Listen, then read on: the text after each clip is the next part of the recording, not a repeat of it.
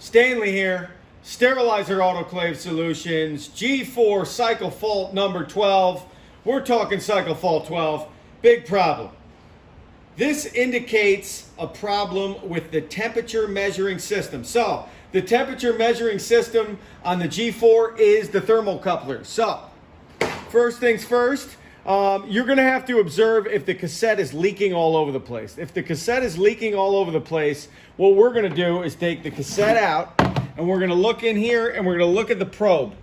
The probe should be exactly like that. It should be sticking straight out with a slight hitch in it in the approximately 11:30, 11 o'clock position. If it's bent up and backwards, that means that we have a problem. What is happening is the probe is not fully broken, it's bent. So it's allowing the machine to work, but there's no seal that's being created here in the back of the cassette. So if you take the cassette out and you see that the thermocoupler is bent, then you're going to get cycle fault. That will be cycle fault number 12, a problem cycle fault number 12. The next thing you can do with the power off is you can come here to the thermocouplers.